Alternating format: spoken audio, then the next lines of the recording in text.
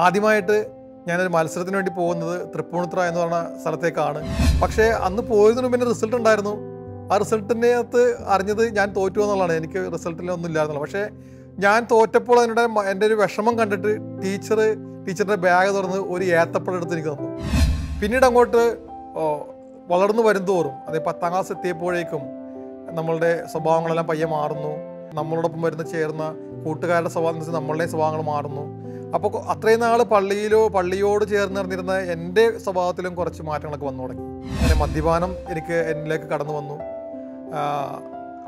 മറ്റൊരു വശത്ത് പള്ളിയിൽ പോകുന്നുണ്ട്, അല്ലെങ്കിൽ വീട്ടിലെല്ലാ കാര്യങ്ങളും ചെയ്തു കൊടുക്കുന്നുണ്ട്. എന്നാൽ ഒരു വശത്ത് ഞാൻ മദ്യപാനവും അവരുടെ ഒപ്പമുള്ള കൂട്ടുകെട്ടിലും പോയി. ആ കൂട്ടുകെട്ടെന്ന് പറയുന്നത് സാധാരണഗതിയിലുള്ള അല്ലാതെ കുറച്ചും കൂടി വിഭിന്നമായിട്ട് ആളുകളെ തല്ലാൻ വേണ്ടി പോകുന്ന ഒരു കൂട്ടുകെട്ടായിരുന്നു. വേണമെങ്കിൽ അതിനൊരു ഗുണ്ടാ സെറ്റപ്പ് എന്ന് വേണമെങ്കിൽ പറയാം. അങ്ങനെയുള്ളൊരു ഗ്യാങ്ങിലോട്ട് പയ്യെ ഞാനും ഓട്ടോമാറ്റിക്കലി പങ്കുചേർന്നു. 93 ഞാൻ ആദ്യമായിട്ട് ഡിവൈൻ ധ്യാന കേന്ദ്രത്തിൽ നിന്നും ധ്യാനം കൂടാൻ വേണ്ടി പോകുന്നു. അപ്പോഴാണ് നമ്മൾ കടന്നു വന്ന വഴി എന്താണെന്നും അത് ഏത് വഴിയിലൂടെയാണ് പോയാലാണ് നമുക്ക് നേർരേഖയിലെത്താൻ പറ്റുമെന്ന് അറിയുന്നത് ആ ധ്യാനത്തിലൂടെയാണ്. ഇത് കണ്ടപ്പോൾ അച്ഛൻ ചോദിച്ചു അമ്മച്ചനോട്, ഇത് ആര് വരച്ചാണ്? പറഞ്ഞു, മോൻ വരച്ചാണ്, ഇളയ മോൻ വരച്ചാണ്. അവൻ കൊള്ളാലോ, അവനോടൊന്ന് വന്ന് പള്ളിയിലൊന്ന് കാണാൻ പറഞ്ഞു. അങ്ങനെ വൈകുന്നേരം ഞാൻ വീട്ടിലുമ്പോൾ അമ്മച്ചി പറയുന്നു, എടാ പുതിയ അച്ഛൻ വന്നിട്ടുണ്ടായിരുന്നു, പീറ്റർ എന്നാണ് പേര്, അച്ഛൻ നിന്നോട് പള്ളിയിൽ ചെല്ലാൻ പറഞ്ഞിട്ടുണ്ട്, നിന്റെ വര കണ്ട് അച്ഛൻ ഇഷ്ടപ്പെടുന്നു പറഞ്ഞു. അപ്പോൾ ഞാൻ അച്ഛൻ ഉപദേശിക്കാനായിരിക്കും, ഞാനില്ല എന്നൊക്കെ പറഞ്ഞു വിട്ടു. നമസ്കാരം, ഞാൻ ജോസഫ് നെല്ലിക്കൽ, സിനിമ കലാസംവിധായകനാണ്, പ്രൊഡക്ഷൻ ഡിസൈനറാണ്.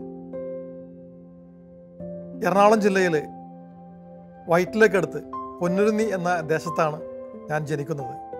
ഞാൻ ജനിക്കുമ്പോൾ ഈ സ്ഥലമെല്ലാം ഒരു ഗ്രാമമായിരുന്നു. ഇപ്പോൾ അതേ സ്ഥലത്ത് നിന്നാണ് നിങ്ങളോട് സംസാരിക്കുന്നത്. പക്ഷേ ഇപ്പോൾ ഇതൊരു വലിയൊരു സിറ്റിയുടെ ഭാഗം തന്നെയാണ്. കാരണം ഞാൻ ജനിച്ചത് ഒരു ബ്ലാക്ക് ആൻഡ് വൈറ്റ് കാലഘട്ടത്തിൽ നിന്നും ജനങ്ങൾ കളറിലേക്ക് മാറുന്ന ഒരു സമയത്താണ്. 1974 എൻ്റെ ജനനം. പൊന്നുരുന്നിയുടെ കിഴക്ക് വശം, ഇപ്പോൾ അത് ചളിക്കവട്ടം എന്നറിയപ്പെടുന്നു. ആ ദേശത്ത് ഡോക്ടർ NL ജോസഫിൻ്റെയും ക്രിസ്റ്റീനയുടെയും മകനായിട്ടാണ്, 3ാമത്തെ മകനായിട്ടാണ് ഞാൻ ജനിക്കുന്നത്. എനിക്ക് മുന്നേ 2 സഹോദരന്മാരുണ്ടായിരുന്നു, മാർട്ടിനും ജോർജും. ഞാൻ ജനിച്ച ഈ ഗ്രാമം, അന്ന് ഗ്രാമമായിരുന്ന പൊന്നുരുന്നി എന്നുള്ള ദേശത്ത് ഞാൻ ജനിച്ചതിന് ശേഷം ഞാൻ വളർന്നു വരുന്ന സാഹചര്യത്തിലെല്ലാം കണ്ടു വളർന്നത് കൂട്ടുകാരോടൊപ്പം കളിക്കുവാനുള്ള പാടങ്ങളും തോടുകളും വരമ്പുകളുമുള്ള സ്ഥലമായിരുന്നു. പക്ഷേ ഇന്നത് ഒരുപാട് മാറി. അപ്പോൾ എൻ്റെ ജനനത്തിൻ്റെ സമയത്ത് ഞാൻ കണ്ടിരുന്ന ചുറ്റുപാടുകളെല്ലാം ഒരു ബ്ലാക്ക് ആൻഡ് വൈറ്റ് നിറഞ്ഞ തരത്തിലുള്ള ജീവിത ശൈലികളായിരുന്നു എല്ലാവരുടെയും. അപ്പോൾ അന്ന് ഞാൻ ജനിച്ച് വളർന്ന് ഞാൻ സ്കൂളിൽ പഠിക്കുന്ന സമയത്തൊന്നും ഞാൻ എന്തായി തീരുമെന്നോ ഞാൻ എങ്ങനെ ആയിരിക്കുമെന്നോ എന്നും നമുക്ക് പ്രവചിക്കാൻ പറ്റാത്തൊരവസ്ഥയിലാണ്. എല്ലാവരുടെയും അവസ്ഥ അത് തന്നെയാണ്. അങ്ങനത്തെ ഒരു അവസ്ഥയിലൂടെയാണ് ഞാനും കടന്നു വന്നിരുന്നത്. അങ്ങനെ ഞാൻ ആ ഒരു കാലഘട്ടത്തിൽ നിന്ന് തന്നെ സ്കൂളിൽ ചേർന്നു. 78 സ്കൂളിൽ ചേർന്നു. സ്കൂളിൽ എന്നെ അഡ്മിറ്റ് ആക്കുന്നത് ക്രൈസ്റ്റ് കിങ് കോൺവെൻറ്റ് എന്ന് പറഞ്ഞ സ്കൂളിലായിരുന്നു. 4ാം ക്ലാസ് വരെ അവിടെയായിരുന്നു പഠനം. ഈ സമയത്തെല്ലാം എല്ലാ കുട്ടികളും ചെയ്യുന്ന പോലെ ഞാനും വരക്കുമായിരുന്നു.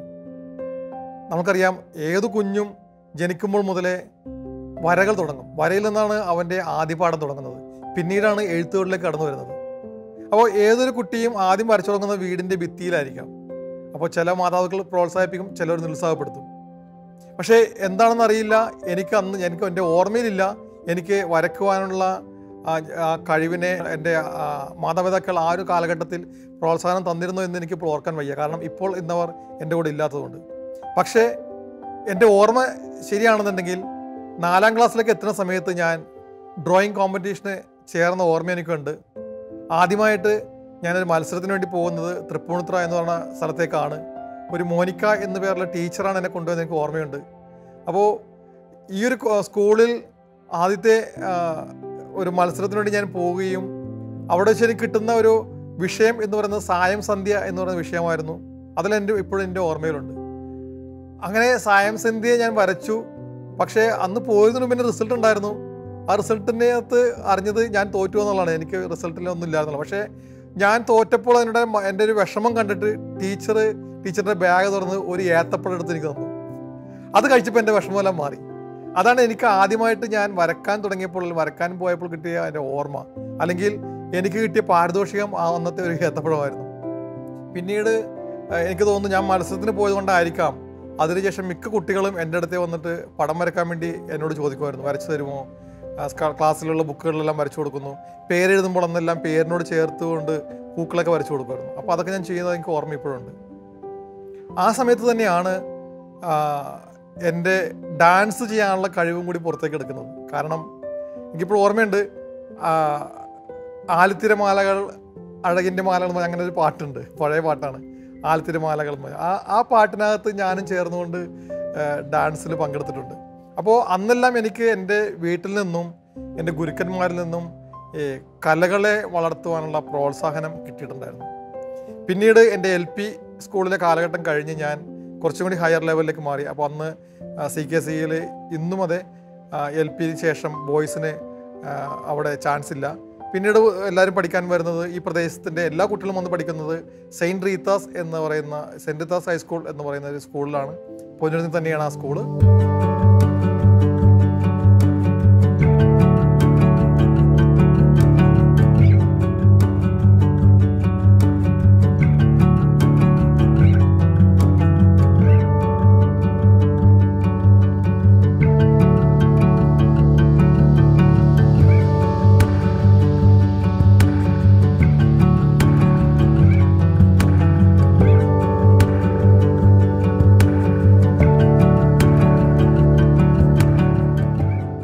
പിന്നീട് 5ാം ക്ലാസ് മുതലുള്ള പഠനം അവിടെയായിരുന്നു. അപ്പോൾ സ്വാഭാവികമായിട്ടും എൻ്റെ ചേട്ടന്മാരെല്ലാം പഠിച്ചുകൊണ്ടിരിക്കുന്നു, അവരുടെ പഠനം കഴിഞ്ഞു. മൂത്ത ജ്യേഷ്ഠൻ ഞാൻ 5ാം ക്ലാസ് എത്തിയപ്പോൾ മൂത്ത ചേട്ടൻ 10ാം ക്ലാസ് കഴിഞ്ഞു. ഞാൻ വരുമ്പോൾ എൻ്റെ രണ്ടാമത്തെ ചേട്ടൻ അവിടെ 10ാം ക്ലാസ് ചെയ്തുകൊണ്ടിരിക്കുന്നു. ഈ സമയത്താണ് ഞാൻ ആ സ്കൂളിൽ ജോയിൻ ചെയ്യുന്നത്. അപ്പോൾ ഇവിടെയും എനിക്ക് ഒരുപാട് പുതിയ കൂട്ടുകാരുണ്ടായിരുന്നു. ഒപ്പം എൻ്റെ ഒപ്പം കളിച്ചു വളർന്നിട്ടുള്ള 4ാം ക്ലാസ് വരെയുള്ള കൂട്ടുകാരും എന്നോടൊപ്പം ഉണ്ടായിരുന്നു. പിന്നീട് കുറേയും കൂടി എൻ്റെ ഒരു മേഖല വിപുലീകരിച്ചു എന്ന് വേണമെങ്കിൽ പറയാം. കാരണം ഹൈസ്കൂളിൽ എത്തുമ്പോഴത്തേക്കും കോമ്പറ്റീറ്റ് ചെയ്യേണ്ടത് തൊട്ട് മുകളിലുള്ള 5ാം ക്ലാസ്സിൽ വർക്ക് ചെയ്യുമ്പോഴാണെങ്കിലും 5ഉം 6ഉം 7ഉം നടക്കുന്ന ക്ലാസ്സിൽ നിന്നുണ്ടാവുന്ന ചേട്ടന്മാരോടൊപ്പമാണ് കോമ്പറ്റീഷൻ പങ്കെടുക്കേണ്ടത്. അപ്പോൾ ഇവിടെ വന്നപ്പോഴത്തേക്കും എനിക്കൊരു സാറിനെ കിട്ടി. പോൾ സാർ എന്നായിരുന്നു ആ അധ്യാപകൻ്റെ പേര്. ചിത്രം വരക്കാൻ പഠിപ്പിക്കുന്ന 5ാം ക്ലാസ് മുതൽ 10ാം ക്ലാസ് വരെയുള്ള കുട്ടികളെല്ലാവരും പഠിപ്പിക്കുന്ന പോൾ സാറാണ്. ഇപ്പോൾ പോൾ സാർ ഈ സ്കൂളിലില്ല. അദ്ദേഹം ഇപ്പോൾ വല്ലർപാടത്താണ് താമസിക്കുന്നത്. ഇപ്പോഴും അദ്ദേഹത്തോട് എനിക്ക് കോണ്ടാക്റ്റ് ഉണ്ട്. പക്ഷെ ഞാൻ അദ്ദേഹത്തെ ഓർമ്മിപ്പിക്കാൻ കാരണം, ഇവിടെ വന്ന് ഞങ്ങൾക്ക് എല്ലാ പീരീഡിലും ഒരാഴ്ചയിൽ 2 പീരീഡെങ്കിലും ഒരു ഡ്രോയിങ് ക്ലാസ് ഉണ്ടാകും. അപ്പോൾ ആ ഡ്രോയിങ്ങിൽ പങ്കെടുത്തപ്പോഴാണ് കൃത്യമായിട്ട് വരയ്ക്കേണ്ട നിയമങ്ങളൊക്കെ പഠിപ്പിച്ചിരുന്നത്. അപ്പോഴാണ് എങ്ങനെയാണെന്നുള്ളത്. അത്ര നാൾ നമ്മൾ ചുമ്മാ വരയ്ക്കുകയായിരുന്നല്ലോ. അപ്പോൾ അങ്ങനെ വരയിലൂടെ എനിക്ക് കുറേയും കൂടി ബിൽഡപ്പ് ചെയ്യാനായിട്ട് പോൾ സാർ എന്നെ സഹായിച്ചിട്ടുണ്ടായിരുന്നു. ഒപ്പം എൻ്റെ കൂട്ടുകാർ കൂടുതലായിട്ട് വരപ്പിക്കാനും അല്ലെങ്കിൽ പുസ്തകത്തിൽ വരയ്ക്കാനും ക്വസ്റ്റ്യൻസ് വരുമ്പോൾ അതിന് വരച്ചു കൊടുക്കാൻ അങ്ങനെ വരയുമായിട്ട് കണക്ട് ചെയ്തുകൊണ്ട് എന്നെ ഒരുപാട് സഹായിച്ചിട്ടുണ്ട് എൻ്റെ കൂട്ടുകാരെല്ലാം. അതേ സമയത്ത് തന്നെയാണ് ഞാൻ എൻ്റെ പള്ളിയിൽ കുറച്ചും കൂടി അടുത്തുകൊണ്ട് പള്ളിയിലോട്ട് എൻ്റെ കഴിവുകൾ കൊടുത്തു തുടങ്ങുന്ന അപ്പോഴാണ് എനിക്ക് തോന്നുന്നു.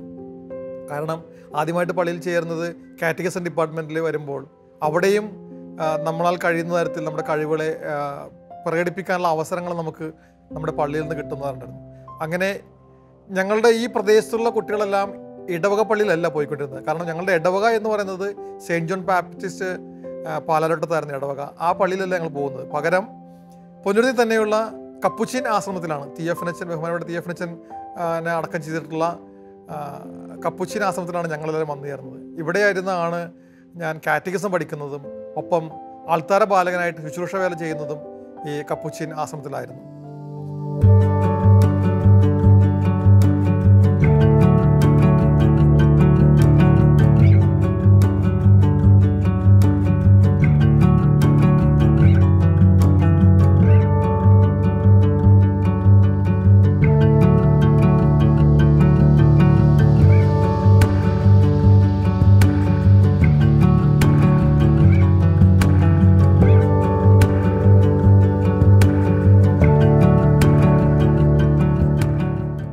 ഇവിടെ ഫ്രാൻസിസ്കൻ സഭയുടെ കീഴിലുള്ള ആശ്രമമായതുകൊണ്ട് ഇവിടെയും കലാകാരന്മാരെ വളർത്തുന്ന ഒരുപാട് ആളുകൾ അന്നുണ്ടായിരുന്നു. ഒരുപാട് അച്ഛന്മാരെ ഞാൻ ഇപ്പോഴും ഓർക്കുന്നുണ്ട്. ഡൊമിനിക് പത്യാല എന്ന് പറയും. അദ്ദേഹം നാടകങ്ങളൊക്കെ ചെയ്യുന്ന ആളായിരുന്നു. അപ്പോൾ ഇവരൊക്കെ നാടകങ്ങളൊക്കെ പ്രാക്ടീസ് ചെയ്യുമ്പോൾ ഞങ്ങൾക്ക് പോയി കാണാനുള്ള കേൾക്കാനൊക്കെയുള്ള അവസരം ആ പള്ളിയിൽ ഒരുക്കുമായിരുന്നു. അങ്ങനെ നമ്മളുടെ കൊച്ചു കൊച്ചു കഴിവുകളെ ഒന്ന് വളർത്തിയെടുക്കാനൊക്കെ എന്നെ സഹായിച്ചിട്ടുള്ളതാണ് സ്കൂളുകളും അല്ലെങ്കിൽ ഈ പറഞ്ഞ പള്ളികളും എല്ലാം എന്നെ സഹായിച്ചിട്ടുണ്ട്. പിന്നീട് അങ്ങോട്ട് വളർന്നു വരുന്തോറും, അതായത് 10ാം ക്ലാസ് എത്തിയപ്പോഴേക്കും നമ്മളുടെ സ്വഭാവങ്ങളെല്ലാം പയ്യെ മാറുന്നു. വീടുകളിലാണെങ്കിലും അല്ലെങ്കിൽ പുറത്ത് കൂട്ടുകാരടുത്താണെങ്കിലും നമ്മളോടൊപ്പം ചേർന്ന കൂട്ടുകാരുടെ സ്വഭാവം നമ്മളുടെ സ്വഭാവങ്ങൾ മാറുന്നു. അപ്പോൾ അത്രയും നാൾ പള്ളിയോട് ചേർന്ന് നടന്നിരുന്ന എൻ്റെ സ്വഭാവത്തിലും കുറച്ച് മാറ്റങ്ങളൊക്കെ വന്നു തുടങ്ങി. കാരണം 10ാം ക്ലാസ് കഴിഞ്ഞ് കോളേജിലേക്ക് കടക്കുന്ന സമയമായപ്പോഴത്തേക്കും ഞാൻ കുറേ കൂടെ എൻ്റെ ചുറ്റുപാട്ടിലുള്ള ആളുകളെ മാറ്റിക്കൊണ്ട് നല്ല കൂട്ടുകെട്ടിൽ നിന്നും ചെറിയൊരു ചീത്ത കൂട്ടുകെട്ടിലേക്ക് വേണമെങ്കിൽ ഞാൻ പോയി എന്ന് വേണമെങ്കിൽ പറയാം. കാരണം എപ്പോഴും ഒരു ചെറുപ്പക്കാരനായിട്ടുള്ള ആളുകൾക്ക് ഒരു തീരുമാനം എടുക്കാൻ പറ്റാതെ നിൽക്കുന്നൊരു അവസരമാണ് 10ാം ക്ലാസ് എന്ന് പറയുന്നത്. 10ാം ക്ലാസ് കഴിഞ്ഞ് അടുത്തത് ഏതിലേക്ക് തിരിയണം, എങ്ങോട്ട് പോകണം എന്നറിയാതെ വിഷമിച്ച് നിൽക്കുന്ന ഒരു പ്രായത്തിലാണ് കുട്ടികളെപ്പോഴും വഴിതെറ്റി പോകുന്നതും വഴിമാറി പോകുന്നതും അല്ലെങ്കിൽ ആ നേർരേഖയിലോട്ട് പോകുന്നതും. ഞാനും ആ ഒരു പ്രായത്തിൽ ആ ഒരു വിഷമസന്ധിയിൽ നിന്നിരുന്നൊരു അവസരം ഉണ്ടായിരുന്നു. അങ്ങനെ നിൽക്കുമ്പോൾ എൻ്റെ കൂട്ടുകെട്ട് സ്വാഭാവികമായിട്ടും പ്രാദേശിക സ്ഥലത്തുനിന്നും ഞാൻ നിൽക്കുന്ന സ്ഥലത്തുനിന്നും കുറച്ചും കൂടി ദൂരേക്ക് മാറി. അതിൻ്റെ വട്ടം വലുതായി. അങ്ങനെ ഞാൻ വൈറ്റില ഭാഗത്തുള്ള കുറേ കൂടി കൂട്ടുകാരോടൊപ്പം ചേർന്നു. പൊന്നിയിൽ നിന്ന് മാറി വൈറ്റില ഭാഗത്തുള്ള കൂട്ടുകാരോട് ചേർന്നു. അവിടെ ഒരു ക്ലബ്ബ് ഉണ്ടായിരുന്നു, ചിയേഴ്സ് എന്നുള്ള ഒരു ക്ലബ്ബായിരുന്നു. ആ ക്ലബ്ബിനോട് ചേർന്നുകൊണ്ട് നാടകങ്ങൾ ചെയ്യാൻ തുടങ്ങി. ഒരു cheers sports and arts club എന്നുള്ള പേരിലുള്ള ക്ലബ്ബായിരുന്നു. അപ്പോൾ അവിടെ എല്ലാ വർഷവും നാടകം കളിക്കാനായിട്ട് നാടകങ്ങൾ എഴുതുക. അപ്പം ഒന്ന് ഞാൻ ചെറുതായിട്ട് നാടകം എഴുതി തുടങ്ങി. അപ്പോൾ എൻ്റെ വരയും അഭിനയവും എന്നുള്ളത് മാറി കുറച്ചും കൂടി എഴുത്തിലോട്ട് കടക്കാൻ സാധിച്ചു. പക്ഷേ അതേ ഗ്രൂപ്പിൽ തന്നെ നിന്നുകൊണ്ട് നമ്മൾ കുറച്ചും കൂടി മോശം സിറ്റുവേഷനിലേക്ക് പോയി. കാരണം ആ കൂട്ടുകെട്ടെന്ന് പറയുന്നത് എല്ലാ ദിവസവും വൈകുന്നേരം മദ്യപിക്കുന്ന ഒരു കൂട്ടുകാരായിരുന്നു. അവരോടൊപ്പം ഞാനും ചേർന്നു. അങ്ങനെ മദ്യപാനം എന്നിലേക്ക് കടന്നു വന്നു. മറ്റൊരു വശത്ത് പള്ളിയിൽ പോകുന്നുണ്ട്, അല്ലെങ്കിൽ വീട്ടിലെല്ലാ കാര്യങ്ങളും ചെയ്തു കൊടുക്കുന്നുണ്ട്. എന്നാൽ ഒരു വശത്ത് ഞാൻ മദ്യപാനവും അവരുടെ ഒപ്പമുള്ള കൂട്ടുകെട്ടിലും പോയിരുന്നു. ആ കൂട്ടുകെട്ടെന്ന് പറയുന്നത് സാധാരണഗതിയിലുള്ളതല്ല, കുറച്ചും കൂടി വിഭിന്നമായിട്ട് ആളുകളെ തല്ലാൻ വേണ്ടി പോകുന്നൊരു കൂട്ടുകെട്ടായിരുന്നു. വേണമെങ്കിൽ അതിനൊരു ഗുണ്ടാ സെറ്റപ്പ് എന്ന് വേണമെങ്കിൽ പറയാം. അങ്ങനെയുള്ളൊരു ഗ്യാങ്ങിലോട്ട് പയ്യെ ഞാനും ഓട്ടോമാറ്റിക്കലി പങ്കുചേർന്നു. അപ്പോൾ അന്നത്തെ ആ ഗ്യാങ്ങിനൊക്കെ പേര് ടൂൾസ് എന്നൊക്കെ ആയിരുന്നു പേര്. കാരണം നമ്മൾ തല്ലാൻ ഉപയോഗിക്കുന്ന സാധനങ്ങളുടെ പേര് ടൂൾസ് ആണല്ലോ. അപ്പോൾ അങ്ങനെയുള്ളൊരു ഗ്യാങ്ങിലൊക്കെ പോയി. ഒരു 10ാം ക്ലാസ് കഴിഞ്ഞതിന് മുതൽ കോളേജ് പഠിക്കുന്ന സമയത്തെല്ലാം ഞാൻ പയ്യെ ഇങ്ങനത്തെ ഒരു കൂട്ടുകെട്ടിലേക്ക് മാറുമ്പോൾ സ്വാഭാവികമായിട്ടും പള്ളിയോടൊക്കെ കുറച്ച് അകൽച്ച വരും. പള്ളിയോടും വീട്ടുകാരോടും. ആ വീട്ടുകാർക്കൊന്നും അറിയാതെയാണ് ഇങ്ങനത്തെ കൂട്ടുകെട്ടിൽ പോകുന്നത്. അപ്പോൾ അങ്ങനെ ഒരു 2 വർഷക്കാലം ഈ ഒരു കൂട്ടുകെട്ടിൻ്റെ അൾട്ടിമേറ്റിലേക്കാണ് ഞാൻ പോയിക്കൊണ്ടിരുന്നത്. അപ്പോഴല്ല നമ്മുടെ ഭാവി എങ്ങോട്ട് പോകുമെന്നോ എന്തായി തീരുമെന്നോ ഒരു നിശ്ചയമില്ല. വരകളൊക്കെ കുറഞ്ഞു, വരക്കാനുള്ള സമയമൊന്നും കിട്ടാറുണ്ടായിരുന്നില്ല. അങ്ങനെയൊക്കെയുള്ള സമയത്താണ് പുതിയൊരു എന്ത് ചെയ്യണം, അടുത്തൊരു കാലഘട്ടത്തിലോട്ട് കടക്കാൻ ഏത് കരിയർ തിരഞ്ഞെടുക്കണമെന്ന് അറിയാതെ കോളേജിലൊക്കെ പഠിക്കുന്ന സമയത്ത് നമ്മൾ ഒരുപാട് സ്ഥലത്തേക്ക് ആപ്ലിക്കേഷൻ വിടും. തിരിച്ചു വരുന്നതെല്ലാം നമുക്ക് ഇഷ്ടപ്പെടുന്നതായിരിക്കില്ല. പക്ഷേ ആ സമയത്താണ് ഹോട്ടൽ മാനേജ്മെൻറ്റ് എന്ന് പറയുന്നൊരു വിഭാഗം തുടങ്ങുന്നത് തന്നെ. ഏകദേശം 90-91 കാലഘട്ടങ്ങളിലൊക്കെയാണ് ഏറ്റവും കൂടുതലായിട്ട് ഹോട്ടൽ മാനേജ്മെൻറ്റിൻ്റെ സ്റ്റഡീസ് കൂടുതലായിട്ട് കുട്ടികളുടെ ഇടയിലേക്ക് ഇറങ്ങി വരുന്നത്. അങ്ങനെ ഞാനും ഹോട്ടൽ മാനേജ്മെൻറ്റ് ചേർന്നു. അതിൻ്റെ ഭാഗമായിട്ട് ആ പഠനത്തിന് ശേഷം അന്ന് ഒരു ഏകദേശം 25,000 രൂപയൊക്കെ ഉണ്ട് ഒരു ഹോട്ടൽ മാനേജ്മെൻറ്റിലേക്ക് ചേരുമ്പോൾ. അപ്പോൾ ആ ഹോട്ടൽ മാനേജ്മെൻറ്റ് ചേരുന്ന സമയത്ത് എൻ്റെ ഈ കൂട്ടുകാരുണ്ട് എൻ്റെ പുറകിൽ. ഈ കൂട്ടുകാരുടെ പ്രത്യേകത വെച്ചാൽ ഞങ്ങളുടെ പൊന്നുരുന്നിയിലൊരു അമ്പലമുണ്ട്. പൊന്നുരുന്നി അമ്പലം എന്ന് പറയും, ശ്രീനാരായണ മഹാക്ഷേത്രം. ഇവിടെ വരുന്ന ഉത്സവങ്ങൾക്കെല്ലാം ഗാനമേള നടക്കുമ്പോൾ അതിനൊപ്പം പങ്കുചേർന്നുകൊണ്ട് ആ പ്രോഗ്രാം അലമ്പാക്കുക, ബഹളം ഉണ്ടാക്കുക, ആൾക്കാരെ തല്ലുക എന്നൊക്കെ പറഞ്ഞ കൂട്ടുകെട്ടിൽ നിൽക്കുമ്പോഴും ഞാൻ ഹോട്ടൽ മാനേജ് പഠിച്ചുകൊണ്ടിരിക്കുകയാണ്. അപ്പോൾ ഈ ഹോട്ടൽ മാനേജ് നിൽക്കുന്ന സമയത്ത് ഈ പഠനത്തിൻ്റെ ഭാഗമായിട്ട് നമുക്ക് പല സ്ഥലങ്ങളിലും പോയി വർക്ക് ചെയ്യേണ്ടി വരും. അങ്ങനെ എനിക്ക് കിട്ടിയത്, എൻ്റെ ഒരു അവസരം കിട്ടിയത് എനിക്ക് കോഴിക്കോടുള്ള മലബാർ പാലസ് എന്ന് പറഞ്ഞ ഹോട്ടലിലായിരുന്നു. അങ്ങനെ അവിടെ ട്രെയിനിങ്ങിൻ്റെ ഭാഗമായിട്ട് അവിടെ ഞാൻ പോവുകയുണ്ടായി. അവിടെ വെച്ചിട്ടാണ് ആദ്യമായിട്ട് ഒരു സാലറി പോലെ എനിക്ക് കിട്ടുന്നത്. ഒരു മാസം വർക്ക് ചെയ്യുമ്പോൾ 300 രൂപ സാലറി കിട്ടുമായിരുന്നു. അപ്പോൾ വീട്ടുകാർക്ക് கொஞ்சம் സന്തോഷമായി. കാരണം അന്നൊക്കെ 300 രൂപ എന്ന് പറയുന്നത് വലിയൊരു തുക തന്നെയായിരുന്നു.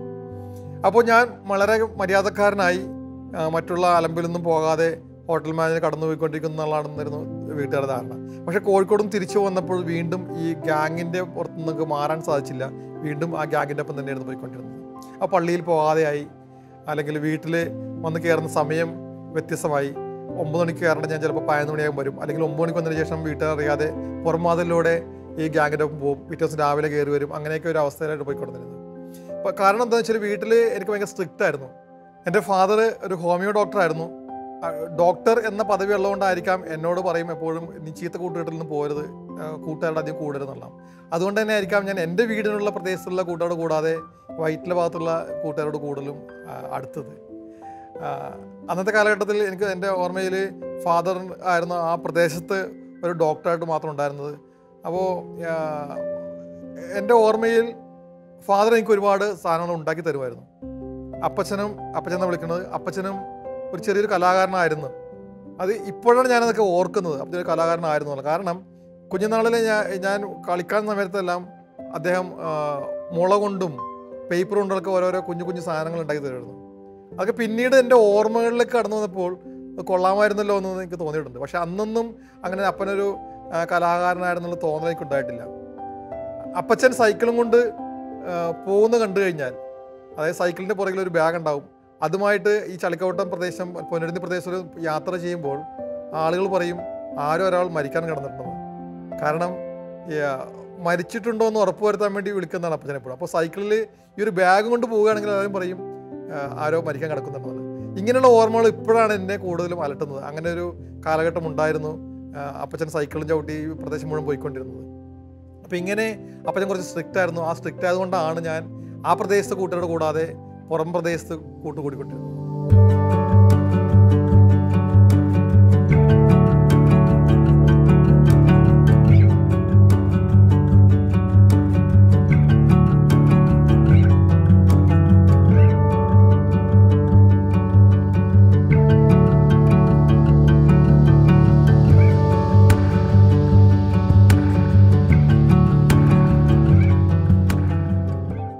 പിന്നീട് ഈ 90കളിൽ അല്ലെങ്കിൽ 91കളിൽ ഞാൻ ഹോട്ടൽ മാനേജർ വന്നതിന് ശേഷം എൻ്റെ കഴിവുകൾ കുറച്ചൊക്കെ നമ്മൾ പള്ളിയിലാണെങ്കിലും മറ്റുള്ളിടത്താണെങ്കിലും ഉണ്ടായിരുന്ന സമയത്തൊക്കെ ഞാൻ ഡാൻസ് ചെയ്യാനൊക്കെ പോകുമായിരുന്നു.